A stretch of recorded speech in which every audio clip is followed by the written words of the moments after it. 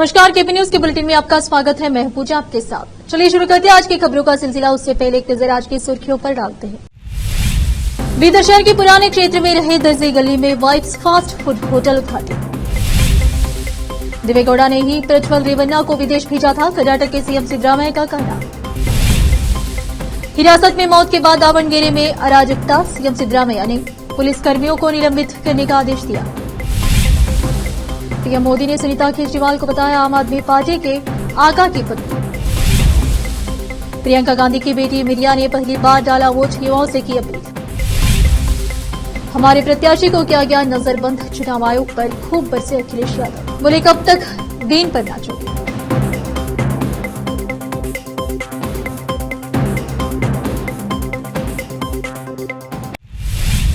समाचारों का सिलसिला शुरू करते हुए देखते हैं समाचार विस्तार से। बीदर शहर के पुराने क्षेत्र में रहे दर्जी गली में वाइब्स फास्ट फूड होटल का उद्घाटन किया गया। इस मौके पर काउंसलर मोहम्मद नवाज खान ने होटल पहुंचकर होटल के मालिक नवीद से मुलाकात और उन्हें मुबारकबाद दी। मोहम्मद नवाज खान ने कहा, होटल एक कारोबार के साथ साथ अन्य लोगों को रोजगार देने का साधन भी है। खान ने नाविद को मेहनत और ईमानदारी से कारोबार करने की सलाह दी। इस अवसर पर नाविद ने मोहम्मद नवाज खान का सम्मान किया। इस अवसर पर जेडीएस नेता इमरान सहित अन्य उपस्थित थे। मुख्यमंत्री सिद्धरामैया ने पूर्व प्रधानमंत्री और जेडीएस सुप्रीमो एचडी देवेगौड़ा पर अपने पोते और सांसद प्रज्वल रेवन्ना को विदेश भेजने का आरोप लगाया, जिन पर सेक्स स्कैंडल में कथित संलिप्तता के लिए मामला दर्ज किया गया है। सिद्धरामैया ने प्रज्वल के साथ भी संबंध खत्म करने की धमकी देने वाले गौड़ा द्वारा लिखे गए पत्र का हवाला देते हुए कहा, उसे विदेश भेजने के बाद अब पत्र लिखने का क्या मतलब है। पत्र के वायरल होने के बाद भी सिद्धरामैया ने एक्स से कहा, यहां उनके दादा एचडी देवेगौड़ा थे जिन्होंने हासन के सांसद प्रज्वल रेवन्ना को विदेश भेजा था। उन्होंने आरोप लगाया कि प्रज्वल अपने विदेश दौरे के बारे में अपने परिवार को अंधेरे में नहीं रखते। उन्होंने कहा, जेडीएस के प्रदेश अध्यक्ष एचडी कुमारस्वामी का भतीजा बलात्कार के मामले में आरोपी है और उस पर मुकदमा चलाया जाना चाहिए। यह महत्वपूर्ण नहीं है कि पेनड्राइव जिसमें प्रज्वल के कथित अश्लील वीडियो है किसने बनाई या प्रसारित की। कुमारस्वामी की मांग पर कि वीडियो टेप लीक करने के लिए प्रज्वल मामले में उप मुख्यमंत्री डीके शिवकुमार से पूछताछ की जाए। सिद्धरामैया ने कहा कि यह मामले को कमजोर करने की एक चाल है। उन्हें देश के कानून का सम्मान करना चाहिए। उन्होंने कहा है कि उनका भतीजा अपराधी नहीं बल्कि आरोपी है। मैंने भी कहा है कि वह एक आरोपी है और अदालत में उसे साबित किया जाना है। दावणगेरे जिले के चन्नागिरी कस्बे में शुक्रवार रात पुलिस हिरासत में एक व्यक्ति की मौत की घटना सामने आई है। मृतक के परिवार ने इसे हवालत में हुई मौत बताया है। पीड़ित की पहचान चन्नगिरी कस्बे के त्रिपुनगर निवासी 33 वर्षीय आदिल के रूप में हुई है। थाने के सामने एकत्र हुए आदिल के परिजनों ने आरोप लगाया कि पुलिस ने उसे लॉकअप में मौत के घाट उतार दिया, जिसके बाद लोगों का एक समूह थाने में घुस गया और कई चीजों का नष्ट कर दिया। थाने में मौजूद 11 पुलिसकर्मी भी घायल हो गए, जिनके इलाज चन्नगिरी तालुका अस्पताल में चल रहा है। इसके अलावा 7 वाहन भी क्षतिग्रस्त हो गए। पुलिस ने आदिल को जुआ खेलने के आरोप में हिरासत में लिया था। जब वह पुलिस हिरासत में था तो आदिल को दौरे पड़ने लगे और उसका रक्तचाप कम हो गया। उसे अस्पताल ले जाया गया, जहां उपचार के बिना ही उसकी मृत्यु हो गई। खबर फैलते ही मृतक के परिजन थाने के सामने जमा हो गए और हंगामा करने लगे। थाने के सामने कई घंटों तक अफरा तफरी मची रही और भीड़ तो तितर बितर करने के लिए पुलिस को आंसू गैस के गोले दागने पड़े। हितधारक स्कूल शिक्षा एवं साक्षरता विभाग डीएससीएल द्वारा राज्य में अधिकृत गैर सहायता प्राप्त स्कूलों की एक लंबी सूची जारी करने से नाखुश है, जबकि विभाग ने अव्यवस्था को दूर करने और उन स्कूलों के नाम देने की बजाय जिन्हें संचालित करने के लिए विभाग की अनुमति नहीं मिली है। कई अभिभावकों को अपने बच्चों के स्कूलों के नाम ढूंढने में दिक्कत आ रही है, क्योंकि बीओ द्वारा अपलोड की गई कुछ सूचियां पीडीएफ प्रारूप में फोटो है, जिनमें से कई धुंधली है। सूची में खोज विकल्प की कमी के कारण अभिभावकों और छात्रों को अपना नाम खोजने के लिए सैकड़ों नाम पढ़ने पड़ रहे हैं। कर्नाटक में प्राथमिक और माध्यमिक विद्यालयों के एसोसिएटेड मैनेजमेंट ने चेतावनी दी है कि अगर अगले सप्ताह में अनधिकृत स्कूलों की सूची जारी नहीं की गई तो वे विरोध प्रदर्शन करेंगे। शिक्षा आयुक्त बीबी कावेरी को संबोधित एक पत्र में एसोसिएशन ने कहा, केएमएस ने कई अनधिकृत स्कूलों की पहचान की है और शैक्षणिक वर्ष शुरू होने से पहले विभाग से उनके नामों का खुलासा करने का अनुरोध किया है। हालांकि विभाग ने केवल अधिकृत स्कूलों की सूची जारी की है। इससे पता चलता है कि विभाग के अधिकारियों के निहित स्वार्थ है। रोकते समाचारों का सिलसिला एक ब्रेक के लिए, जल्द लौटते हैं ब्रेक के बाद।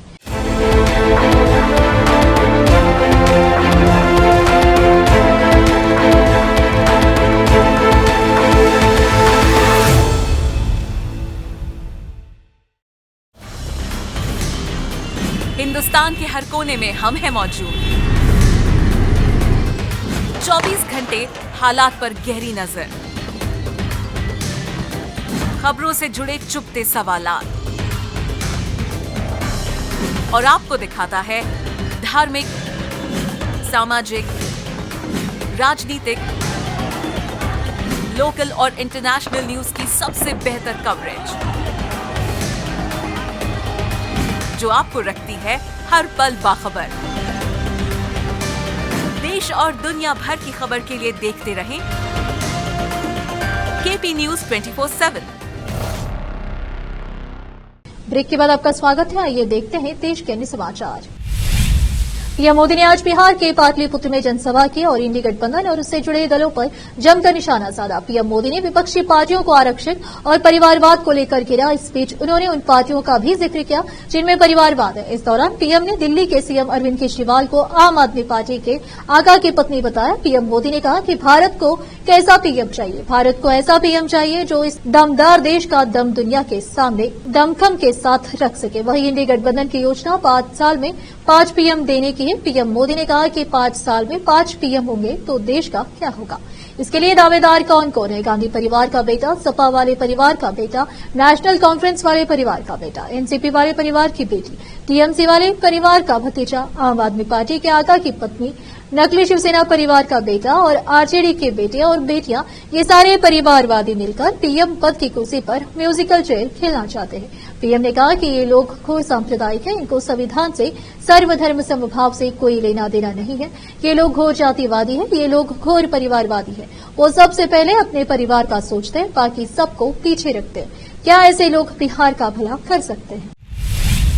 लोकसभा चुनाव के छठे चरण के लिए आज वोटिंग हो रही है। दिल्ली में भी आज 7 सीटों पर वोटिंग है। कांग्रेस महासचिव प्रियंका गांधी वाड्रा की बेटी मीरा ने भी आज पहली बार वोट डाला है। इस दौरान उन्होंने युवाओं से अपील करते हुए कहा कि सभी अपने घरों से बाहर निकले और वोट डालें। मीरा ने अपने माता पिता प्रियंका और रॉबर्ट और भाई रेहान राजीव वाड्रा के साथ नई दिल्ली निर्वाचन क्षेत्र में लोधी रोड पर स्थित एक वोटिंग केंद्र पर वोट डाला। मीरा ने कहा, युवाओं के लिए मेरा एकमात्र संदेश है कि बाहर आएं और मतदान करें।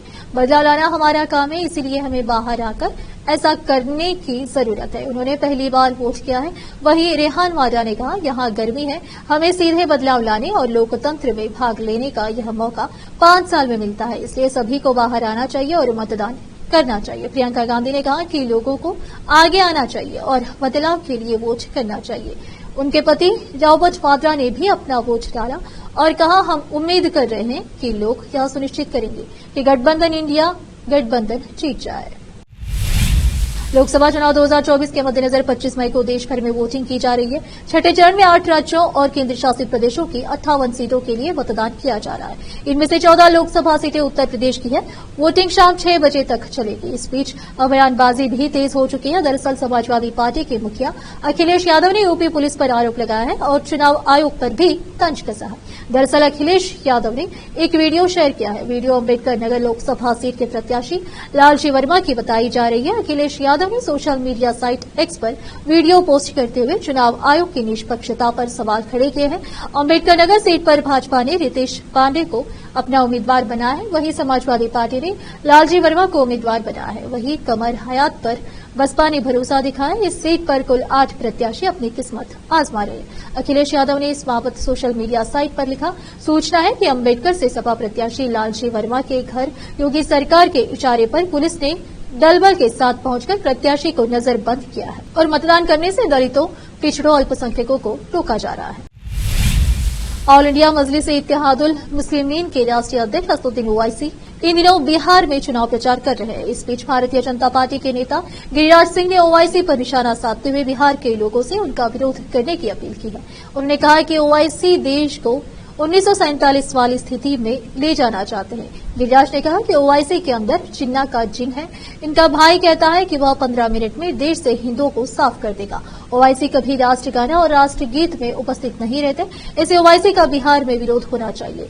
वहीं पटना में असदुद्दीन ओवैसी ने कहा कि हमें उम्मीद है कि नरेंद्र मोदी तीसरी बार देश के प्रधानमंत्री नहीं बनेंगे। वहीं अमित शाह के मुस्लिम आरक्षण से जुड़े एक सवाल पर ओवैसी ने कहा कि वह सभी का आरक्षण खत्म कर देंगे, वे संविधान भी खत्म कर देंगे। दरअसल बिहार के आरा में एक चुनावी रैली में गृह मंत्री अमित शाह ने कहा था कि बीजेपी को अगर 400 सीटें मिलती है तो वह मुस्लिम आरक्षण को खत्म कर देगी। लोकसभा चुनाव 2024 के लिए अब तक कुल 5 चरणों के चुनाव संपन्न हो चुके हैं और चुनाव आयोग ने 5 चरणों के मतदान का आंकड़ा जारी किया है। आयोग ने कहा कि कोई भी वोटों की संख्या में गड़बड़ी नहीं कर सकता, एक एक वोट का हिसाब है। आयोग ने कहा कि फॉर्म 87 के माध्यम से सभी उम्मीदवारों के मतदान एजेंटों के साथ शेयर किए गए वोटों के आंकड़े को कोई भी नहीं बदल सकता है। आयोग ने कहा कि मतदान का डेटा हमेशा उम्मीदवारों के पास और नागरिकों के लिए वोटर टर्न आउट ऐप पर 24/7 उपलब्ध था। आयोग ने चुनावी प्रक्रिया को खराब करने और झूठी कहानियां गढ़ने के पैटर्न पर गौर किया है। आयोग की ओर से जारी प्रेस नोट में कहा गया कि चुनाव आयोग द्वारा मतदान के आंकड़ों को जारी करने की प्रक्रिया पर माननीय सुप्रीम कोर्ट की टिप्पणियों और फैसले से आयोग निश्चित तौर पर खुद को मजबूत महसूस कर रहा है। इसे आयोग पर बिना किसी विवाद के चुनावी लोकतंत्र की सेवा करने की एक बड़ी जिम्मेदारी आती है। इसलिए चुनाव आयोग ने प्रत्येक संसदीय निर्वाचन क्षेत्र में मतदाताओं की पूर्ण संख्या को शामिल करने के लिए मतदान डेटा जारी करने के प्रारूप का और विस्तार देने का फैसला लिया है। इसे सार्वजनिक रूप से उपलब्ध कराया गया है।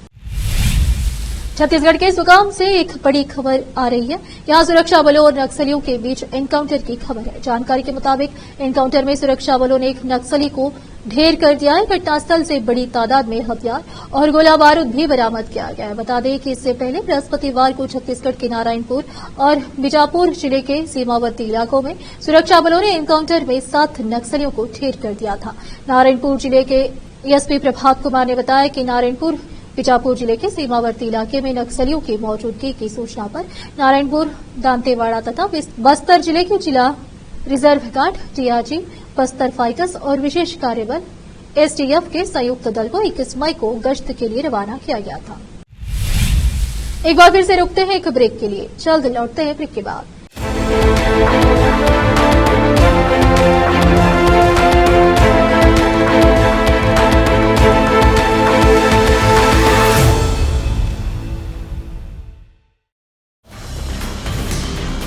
हिंदुस्तान के हर कोने में हम हैं मौजूद। 24 घंटे हालात पर गहरी नजर, खबरों से जुड़े चुपते सवालात और आपको दिखाता है धार्मिक, सामाजिक, राजनीतिक, लोकल और इंटरनेशनल न्यूज की सबसे बेहतर कवरेज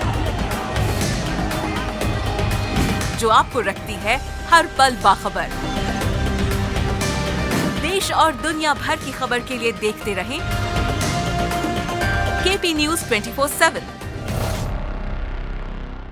ब्रेक के बाद आपका स्वागत है। आइए अब देखते हैं अंतर्राष्ट्रीय समाचार। ईरान के राष्ट्रपति इब्राहिम रईसी के एक हेलीकॉप्टर दुर्घटना में मौत के खिलाफ ब्रिटेन की राजधानी लंदन में एक कार्यक्रम आयोजित किया गया था। कार्यक्रम में ईरान सरकार के समर्थकों और सरकार विरोधी प्रदर्शनकारियों के बीच हुई झड़प हो गई। इस झड़प में 4 लोग घायल हो गए, जबकि एक व्यक्ति को गिरफ्तार कर लिया गया है। झड़प को लेकर जानकारी ब्रिटेन पुलिस की तरफ से दी गई है। मेट्रोपॉलिटन पुलिस ने कहा कि अधिकारियों को शुक्रवार शाम को पश्चिमी लंदन के वेम्बली क्षेत्र में एक कार्यक्रम स्थल पर अव्यवस्था की सूचना पर बुलाया गया था। एक हेलीकॉप्टर दुर्घटना में रईसी की मौत को लेकर एक कार्यक्रम आयोजित किया जा रहा था। पुलिस ने कहा कि प्रदर्शनकारी कार्यक्रम स्थल के बाहर एकत्र हुए थे और झड़प हुई। पुलिस बल ने कहा कि हिंसक अव्यवस्था के संदेह में एक व्यक्ति को गिरफ्तार किया गया। पुलिस ने बताया कि 4 लोगों की चोट का पैरामेडिकल कर्मियों द्वारा उपचार किया गया। उनके चोटों को जानलेवा या जीवन बदलने वाला नहीं माना गया। पुलिस ने एकत्रित व्यक्तियों को तितर-बितर होने का आदेश दिया और शनिवार को कहा कि एक्सपर्ट सोशल मीडिया फुटेज और अन्य सबूतों की जांच करेंगे। ईरान के राष्ट्रपति रईसी की रविवार को देश के पर्वतीय उत्तर पश्चिम क्षेत्र में हुई एक दुर्घटना में मृत्यु हो गई थी। रईसी के साथ हेलीकॉप्टर में ईरान के विदेश मंत्री और 6 अन्य व्यक्ति भी सवार थे। अंतरिक्ष के क्षेत्र में भारत और अमेरिका एक दूसरे के बड़े सहयोगी बनते हुए नजर आ रहे हैं। दोनों देश इस दिशा में कदम भी बढ़ा रहे हैं। अमेरिका के शीर्ष राजनयिक एरिक गारसेटी ने कहा है कि अमेरिकी अंतरिक्ष एजेंसी नासा अंतर्राष्ट्रीय अंतरिक्ष केंद्र के लिए संयुक्त प्रयासों को बढ़ाने के उद्देश्य से भारतीय अंतरिक्ष यात्रियों को जल्द ही आधुनिक प्रशिक्षण मुहैया कराएगी। एरिक गारसेटी ने कहा कि भारत के प्रधानमंत्री नरेंद्र मोदी वर्ष 2023 में अमेरिका आए थे। इस दौरान अमेरिका ने वादा किया था कि वर्ष 2024 के अंत तक एक भारतीय को अंतर्राष्ट्रीय अंतरिक्ष स्टेशन भेजा जाएगा। अमेरिका ने कहा था कि कि इस मिशन पर काम किया जा रहा है। एरिक गैरसेटी ने अमेरिका भारत वाणिज्यिक अंतरिक्ष सम्मेलन अमेरिका और भारत के अंतरिक्ष स्टार्टअप के लिए अवसरों की शुरुआत कार्यक्रम में ये टिप्पणियों के इस कार्यक्रम का आयोजन बेंगलुरु में USA India business council, USIBC और यूएसए कमर्शियल सर्विस USCS ने किया था। फिर से एक नजर सुर्खियों पर। बीदर शहर के पुराने क्षेत्र में रहे दर्जी गली में वाइब्स फास्ट फूड होटल उद्घाटित। देवेगौड़ा ने ही प्रज्वल रेवन्ना को विदेश भेजा था, कर्नाटक के सीएम सिद्धरामैया का कहना। हिरासत में मौत के बाद दावणगेरे में अराजकता, सीएम सिद्धरामैया ने पुलिस कर्मियों को निलंबित करने का आदेश दिया। पीएम मोदी ने सुनीता केजरीवाल को बताया आम आदमी पार्टी के आका की पत्नी। प्रियंका गांधी की बेटी मिरिया ने पहली बार डाला वोट, युवाओं से की अपील। हमारे प्रत्याशी को किया गया नजरबंद, चुनाव आयोग पर खूब बरसे अखिलेश यादव, बोले कब तक गेंद पर नाचोगे।